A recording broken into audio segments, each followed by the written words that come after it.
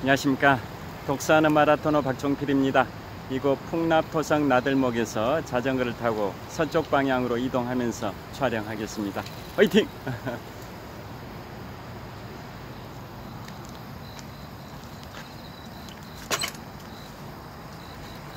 자, 오늘 제가 자전거 퇴근길에 이곳 한강 자전거길 풍납토성 나들목에서 서쪽 방향 잠실 나들목 방향으로 이동하면서 촬영하겠습니다. 자, 현재 시각은 2023년 9월 4일 월요일 저녁 8시입니다. 자, 제가 지난 8월 25일부터 9월 3일까지 7박 10일의 일정으로 미국 동부지역과 캐나다 지역을 여행하고 어제 오전 7시 반경에 귀가를 했습니다. 그래서 어제 오후에는 한 5-6시간 잠을 청했고, 또 어제 밤에도 5시간 정도 잠을 청하고 어느 정도 시차가 적응된 것 같았었는데요. 오늘 낮에 근무를 했더니 시차 적응이 완전히 안 돼서 낮에 많이 피곤하고 잠이 쏟아졌습니다.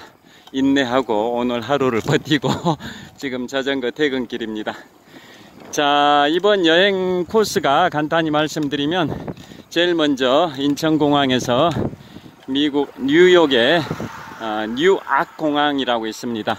뉴욕에는 존 F 케네디 공항도 있는데요, 제가 타고 갔던 항공기는 뉴아크 공항이라고 미국 뉴욕 맨해튼의 북서쪽 41km 정도 지점에 거긴 호텔이고요.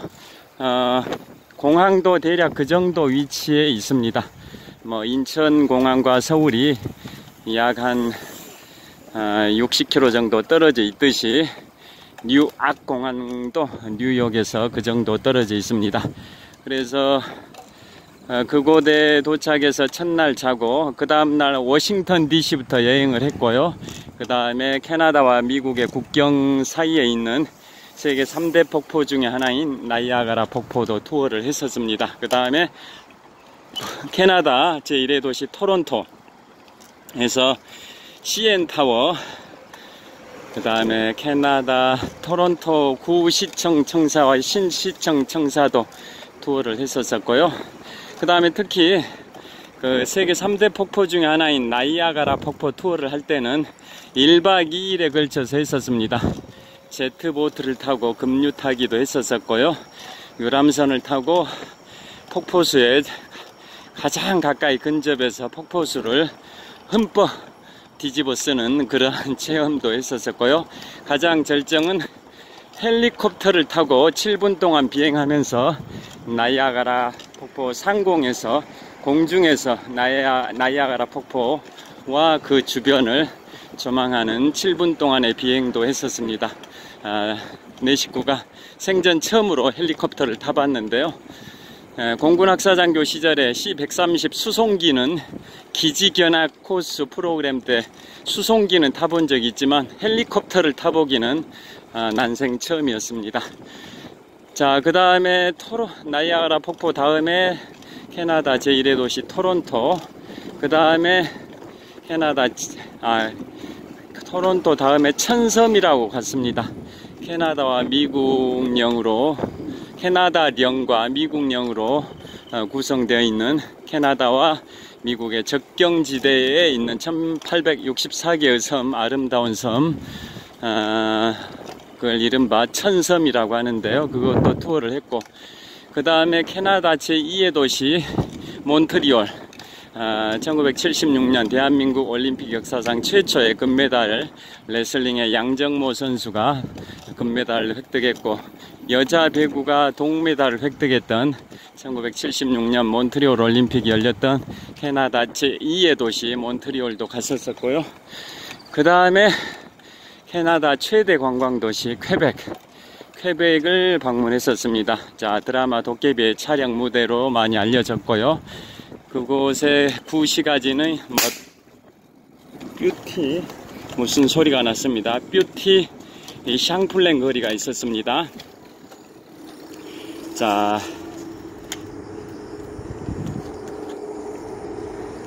뿌티 샹플랭 거리가 있었었는데요. 그 다음에 또 어디를 갔냐면 샤토 프랑트낙 호텔이 있습니다.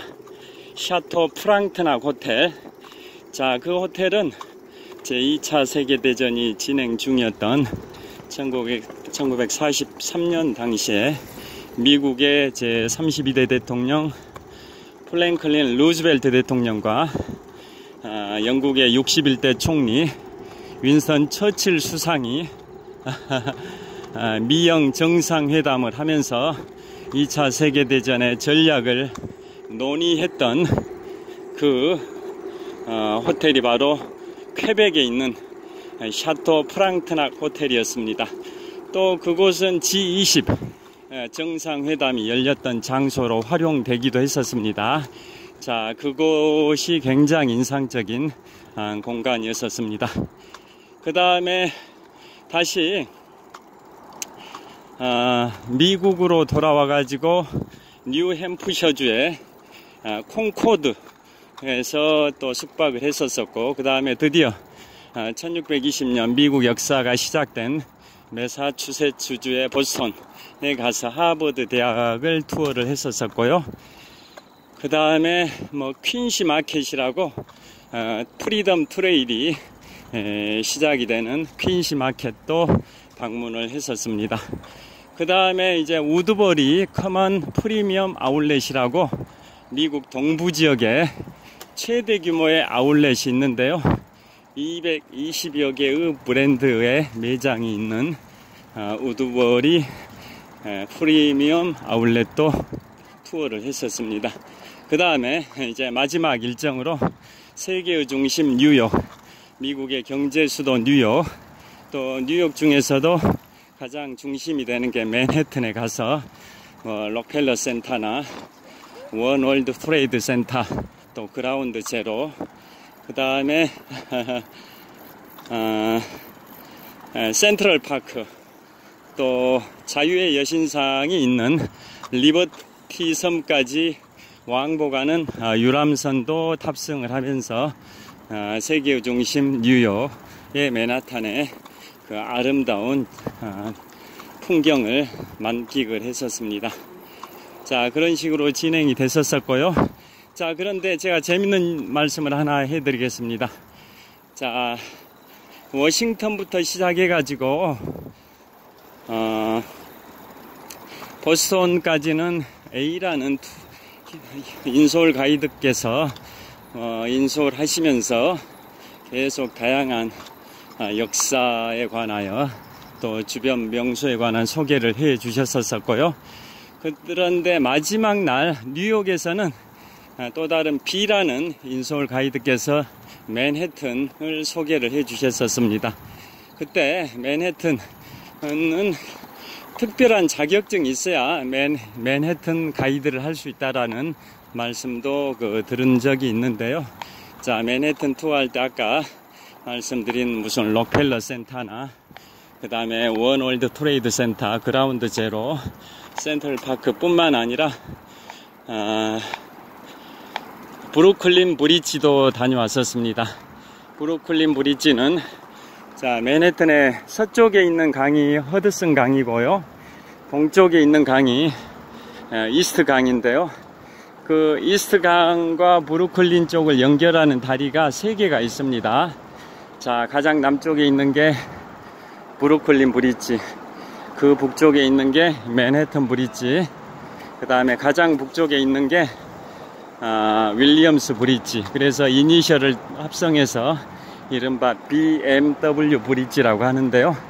그 중에 가장 남쪽에 있는 브루클린 브리지가 굉장히 유명합니다.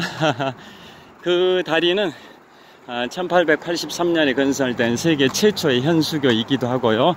수많은 영화, 드라마, 소설에도 등장하는 브루클린 브리지.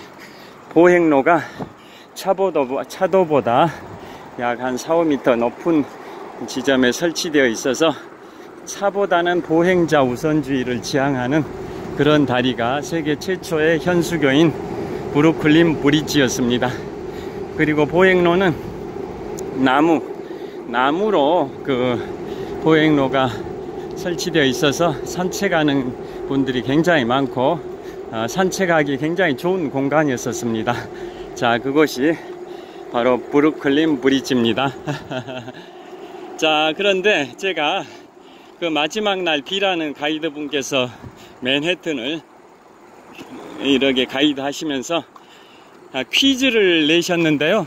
그 퀴즈 한번 맞춰보시겠습니까? 여러분들께서도 굉장히 재밌는 부분이 있습니다. 자, 첫 번째 퀴즈 두 가지를 내드리겠습니다. 첫 번째 어떤 퀴즈냐면 1950년부터 1953년까지 약 3년간 진행됐던 6.25 한국전쟁 당시에 유엔군 16개국이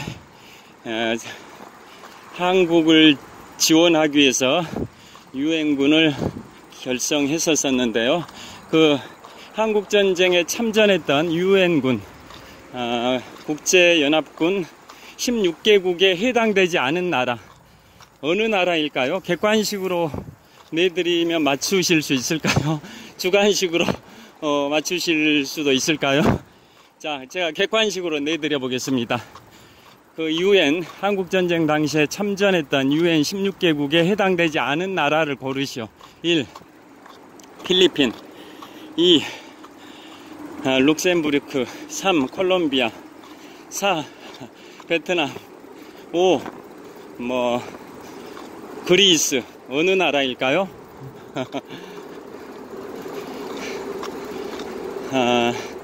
베트남입니다. 베트남이 한국전쟁에 참전하지 않았었습니다. 보통 우리가 베트남 전쟁 때 미군뿐만 아니라 한국군 다양한 국가들이 베트남을 도와주기 위해서 참전을 했었다 보니까 반대로 베트남도 한국전쟁 당시에 참전했을 것이라고 생각하시는 분들이 꽤 많으신데요. 그렇진 않습니다. 베트남은 한국전쟁에 참전하지 않았었습니다. 자, 그것을 그 가이드께서 출제를 하셨을 때 제가 단번에 1초도 안 됐는데 맞췄습니다. 번쩍 손을 들고 베트남이라고 맞췄는데요. 자, 일단 16개국부터 제가 대륙별로 한번 말씀드려 보겠습니다. 6.25 한국전쟁, 지금부터 73년 전에 발생한 6.25 한국전쟁 때 UN 16개국이 대한민국을 지원하지 않았다면 대한민국은 지금 인민공화국이 됐을 수도 있는 그러한 상황이었었는데요. 그 UN 16개국의 지원 덕분에 대한민국이 자유민주주의를 수호할 수 있었다라고 생각이 되는데요. 자, UN 16개국 그걸 제가 대륙별로 말씀드려보면 유럽부터 영국, 프랑스, 베네룩스 3국 하면 벨기에, 네덜란드, 룩셈부르크 3개 국가. 그 다음에 유럽에서는 그렇게 5개 국가입니다. 영국, 프랑스, 벨기에, 네덜란드, 룩셈부르크. 그 다음에 아프리카에서는 어느 나라일까요? 아프리카는 남아프리카 공화국, 에티오피아 2개 국가입니다. 그 다음에 유럽과 아시아가 만나는 그 지점, 터키의 이스탄불 생각나시죠? 보스포루스 해협이 있는 터키의 이스탄불. 자, 거기에서 또 참전한 나라가 있습니다. 바로 영원한 적대 국가 페르시아 전쟁의 서로의 맞수, 바로 그리스와 터키. 그리스와 터키도 참전 국가입니다. 그 다음에 아시아로 와서 어디일까요? 태국, 그 다음에 필리핀입니다. 그 다음에 오세아니아로 가서는 호주와 뉴질랜드고요. 그 다음에 북미 지역에서는 미국과 캐나다, 남미에서는 콜롬비아가 유일합니다. 이렇게 해서 16개 국가가 6.25 한국전쟁 당시에 우리나라를 지원해주기 위해서 참전했던 UN 16개국인데요. 자, 그래서 베트남은 참전하지 않은 나라입니다. 그래서 그걸 맞췄는데 그 퀴즈를 내실 때 그 가이드 분께서 조건을 걸었습니다. 만약에 맞추면 본인이 소장하고 있는 캐나다 달러 5달러짜리 지폐 그걸 보여주시면서 맞춘 사람에게는 이걸 드리겠다라고 하셨었습니다. 캐나다 달러 5달러면 한국 돈으로 약 5,000원 가치가 있는데요. 굉장히 그 희귀 권종이라고 합니다. 발행 연도가 희귀 권종이어가지고 본인이 그 인솔 가이드 분께서 소중하게 보관을 해 오셨는데 맞춘 분한테 주신다고 하셨었고, 그래서 제가 맞추니까 제가 이제 결국 받게 됐는데요. 수많은 여행팀들을 인솔하시면서 그 퀴즈를 냈는데 단번에 맞춘 경우는 극히 드물었고, 뭐 A라는 사람이 답해가지고 틀리면 뭐 B라는 사람, 또 B도 틀리면 C라는 사람, 이렇게 순차적으로 기회를 줘가지고 간신히 맞춘 경우가 많았던 것 같고요. 끝까지 못 맞춘 경우도 있었답니다. 여하튼 그런데 제가 이제 그걸 맞추게 된 이유를 제가 설명드리려고 말씀드린 겁니다. 자, 그 이유는 제가 중요한 것들은 일부러 암기를 해가지고, 연상법으로 암기를 해가지고, 제가 연도 뭐 이런 거 굉장히 암기를 좀 나름대로 비법으로 잘 하는 편인데요. UN 16개국을 별도로 암기하진 않았었습니다. 그런데 어떻게 해서 맞췄냐? 그 이유는 바로 이겁니다. 그 퀴즈를 7박 10일 여행 일정 중에 마지막 일정이었던 뉴욕 맨해튼을 투어할 때 그 54인승 대형 버스 안에서, 전세버스 안에서 퀴즈를 내셨는데요. 제가 이제 맞추게 된 배경은 첫날, 그 뉴욕은 마지막 날이었고, 첫날 워싱턴을 투어할 때, 워싱턴 DC, 세계의 수도이자 미국의 수도 워싱턴 DC를 투어할 때 먼저 연방의회 의사당, 그 다음에 스미소니언 재단 소속의 미국 국립자연사 박물관, 영화 공룡이 살아있다라는 영화의 배경이기도 하죠. 박물관이 살아있다, 공룡이 살아있다가 아니라 영화 박물관이 살아있다라는 영화의 배경이기도 한 스미소니언 재단 소속의 그 미국 국립자연사 박물관 투어를 하고, 그 다음에 미국 백악관을 울타리 밖에서 투어를 하고요. 그 다음에 갔던 곳이 토마스 제퍼슨 기념관, 미국의 3대 대통령 토마스 제퍼슨을 기리는 제퍼슨 기념관을 갔고요. 마지막 코스로 미국의 역대 대통령 중에 어떤 조사기관에서 설문조사를 하든지 가장 존경하는 대통령 랭킹 1위, 부동의 랭킹 1위가 누굴까요? 제16대 대통령 에이브러햄 링컨 대통령입니다. 자, 그분을 기리는 링컨 메모리얼이 있는데요. 그 링컨 메모리얼은 그날 무슨 무대 설치 공사 때문에 링컨 대통령 동상 앞으로는 못 갔습니다. 왜냐하면 그날 투어한 날이 미국 시각 기준으로 8월 26일이었는데요. 무슨 무대 설치 공사를 하고 있었냐면 이틀 후인 8월 28일이 역사적인 날이었습니다. 그래서 그 역사적인 날인 이틀 후를 앞두고 대대적인 무대 세팅 공사를 하고 있는 바람에 접근이 불가능해서 링컨 대통령의 동상으로는 가지를 못했습니다. 그 역사적인 날이 뭐냐? 그게 바로 미국의 역대 3대 연설이 있습니다. 미국의 역대 3대 명연설이 있는데요. 첫 번째가 1863년 11월 19일 바로 게티스버그에서의 링컨 대통령의 영설입니다. Of the people, by the people, for the people. 국민에 의한 국민을 위한 정부는 이 땅에서 영원히 사라지지 않을 것이다 라는 클로징 멘트로 끝나는 게티스버그 연설이 첫 번째 명연설이고요. 두 번째는 바로 제44대 미국 대통령 버락 오바마 대통령이 민주당 전당대회에서 21세기에 했었던 미국 대통령이 되기 전에 일리노이주의 연방 상원 의원 민주당 후보로 확정된 상황에서, 아직 연방 상원 의원이 되기 전이었죠. 민주당 후보로 확정된 상황에서 민주당 전당대회에서 했던 오바마, 그 당시에 일리노이주 연방 상원 의원 민주당 후보자 시절에 연설했던 오바마, 그분의 연설이 두 번째 명연설이고요. 세 번째가 바로 1963년 8월 28일 마틴 루터 킹 목사가 워싱턴 DC 링컨 메모리얼 앞에서 20여만 명의 군중 앞에서 연설했던 이른바 그 유명한 I have a dream, 나에게는 꿈이 있습니다. I have a dream이라는 마틴 루터 킹 목사의 명연설이 있는데요. 그게 세 번째 명연설입니다. 그래서 링컨, 그 다음에 오바마, 마틴 루터 킹, 이 세 분의 연설이 미국의 3대 명연설로 평가되는데요. 그 마지막 마틴 루터 킹 목사의 I have a dream은 1963년 8월 28일에 있었습니다. 워싱턴 DC의 링컨 메모리얼에서 워싱턴 기념탑을 바라보면서 20여만 명의 군중 앞에서 했던 명연설인데요. 다 잘 아시다시피 나에게는 꿈이 있습니다. 이 연설이 뭐냐? 자, 흑인이 차별받지 않고 백인과 똑같은 대우를 받는 그런 세상이 오기를 바란다. 그게 나의 꿈입니다. 흑인이 백인과 똑같은 학교를 다니고, 흑인이 백인과 똑같은 식당을 이용하고, 흑인이 백인과 똑같은 버스를 이용하고, 그러니까 인종 분리 정책이 아니라 인종이 화합하는, 함께 공간을 이용할 수 있는 그러한 세상이 오길 바라는 그러한 꿈을 나는 가지고 있다. 뭐 이런 취지의 명연설이죠. 그게 그 바로 유명한 I have a dream이라는 명연설인데요.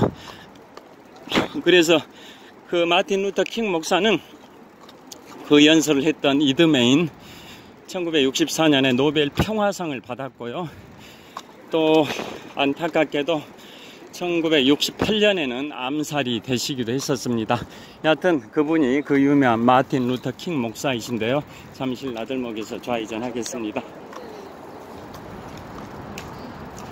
자, 마틴 루터 킹 목사의 1963년 8월 28일 그 명연설 I have a dream, 그 연설이 있는 지 60주년이 된 날이 올해 8월 28일이었습니다. 그 연설 60주년이 된 날이 올해 8월 28일, 즉 2023년 8월 28일이었습니다. 그래서 그날을 이틀 앞둔 제가 거기 갔던 8월 26일에는 그 60주년 행사를 한다면서 무대 설치 공사를 하고 있었습니다. 왜냐? 그 링컨 메모리얼에서 60년 전에 마틴 루터 킹 목사 그 연설을 했기 때문에 그 자리에서 60년 전을 떠올리면서 60주년 행사를 하는 거기 때문에 무대 설치 공사를 하고 있어가지고 링컨 대통령의 동상을 직접 보지 못하고 그 동상이 전시되어 있는 그 메모리얼, 그 기념관만 한 50m 발치에서, 먼 발치에서 봤을 뿐인데요. 자, 그것 때문에 실제 동상은 보지 못해가지고 너무 아쉬웠지만, 또 방금 말씀드린 그런 내용으로 또 유튜브를 찍기도 했고요. 저기 동쪽으로 약 1km 지점에 워싱턴 DC에서 가장 높은 건축물이자 전세계 오벨리스크 중에 가장 높은 오벨리스크인 워싱턴 기념탑, 워싱턴 모뉴먼트, 높이 169m, 화강암과 대리석으로 구성된 워싱턴 기념탑을 바라보면서 또 유튜브를 찍기도 했었습니다. 그런 다음에 갔던 곳이 어디냐? 바로 그곳에서 약 한 300m 거리에 있는 한국전쟁 참전 용사비 구역을 갔습니다. 반대 방향에는 베트남전 참전 용사비도 있긴 한데요. 자,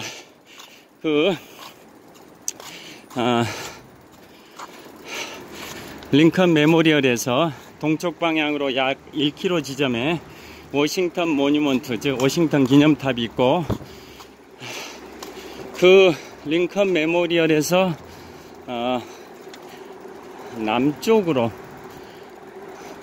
서쪽에서 동쪽이니까 남쪽으로, 링컨 메모리얼에서 남쪽으로 약 한 300m 지점에 한국전쟁 참전 용사비가 있고요. 반대로 링컨 메모리얼에서 북쪽으로 약 300m 지점에는 베트남전 참전 용사비가 있었습니다. 여하튼 한국전쟁 참전 용사비에 가가지고 제가 또 유튜브를 찍었는데요. 그 한국전쟁 참전 용사비에 가면 한국전에 참전했던 그 미군들의 그 모습들이 정말 적나라하게 그 전쟁에 참전해서 수많은 전투를 치르다 보니까 미군들의 얼굴이 정말 피곤함, 초췌한 모습의 그러한 표정들이 역력하게 드러나는 그러한 동상들이 한 10개 정도 세워져 있었고요. 그 바로 옆에 뭐가 있냐, 한국전쟁에 참전했던 유엔군들, 유엔 16개국 그 국가들의 명단이 순차적으로 쭉 비석에 글자가 새겨져 있습니다. 자, 한 나라당 글자 크기가 어느 정도냐면 가로가 약 한 70cm, 세로가 약 한 25cm 그 정도 크기의 석판, 돌판에 그 참전했던 나라들이 순차적으로 쭉 새겨져 있었습니다. 한 나라마다 그 크기가 가로가 약 70cm, 세로가 약 25cm 정도 크기의 석판, 돌판에, 대리석판에 그 나라들이 영문으로 쭉 새겨져 있습니다. 그래서 저는 평소에 한국전쟁에 참전했던 유엔 16개국들의 명단을 평소에 일부러 암기하려고 하진 않았었으니까요. 모르고 있었죠. 그런데 유튜브를 찍으면서 좀 생동감 있게 보여드리기 위해서 한국전에 참전했던 유엔군들의 그 명단, 그 돌판, 대리석판을 쭉 읽으면서 촬영을 하면서 클로징 멘트를 했습니다. 이 나라들이 있었기 때문에 우리 대한민국이 6.25 한국전쟁 당시 73년 전에 자유민주주의를 수호할 수 있었다, 뭐 그런 취지로 클로징 멘트를 하면서 16개국의 그 석판, 돌판을 하나하나 거명을 했었는데요. 그러면서 자연스럽게 머릿속에 기억에 남아 있었습니다. 7박 10일의 여행 일정 중에 첫날 갔던 워싱턴에 한국전쟁 참전 용사비에서 돌판에서 봤던 16개국의 명단을 쭉 읽어 내려갔었습니다. 그래서 그걸 기억하고 있었는데 여행 마지막 날 뉴욕 맨해튼을 여행할 때 가이드 분께서 그걸 퀴즈를 내셔서 1초도 안 돼 가지고 참전하지 않은 나라 오지선다형으로 냈는데 베트남이 참전하지 않았다라고 정답을 맞춰서 캐나다 달러 5달러짜리 지폐를 선물로 받을 수 있는 영광을 안았습니다. 자, 그러니까 제가 드리고자 하는 말씀은 평소에 이렇게 좀 유심히 봐뒀던 게 일부러 암기하려고 했었던 건 아닌데요. 한 그 퀴즈 내기 약 한 7일 전에 유심히 유튜브를 찍으면서 봤던 그 나라, 그냥 뭐 읊은 게 아니라 나라 하나하나를 제가 읽어가면서 참전 국가를 읽어가면서 머릿속에다가 심었던 것 같아요. 그래서 기억을 했었겠죠.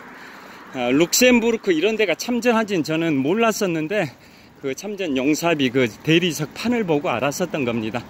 그래서 보통 그 오지선다형으로 내면 뭐 룩셈부르크 이런 나라가 참전했을까 하고 그게 참전하지 않은 국가로 정답이라고 생각하고 그 말을 할 수도 있는데, 저는 그러한 유튜브 촬영했던 그 7일 전의 기억을 회상해서 1초 만에 대답을 해서 베트남이 정답이다, 즉 참전하지 않은 국가가 베트남이다라고 말을 해서 정답을 맞췄기 때문에 캐나다 달러 5달러짜리 희귀 권종을 선물로 받았습니다.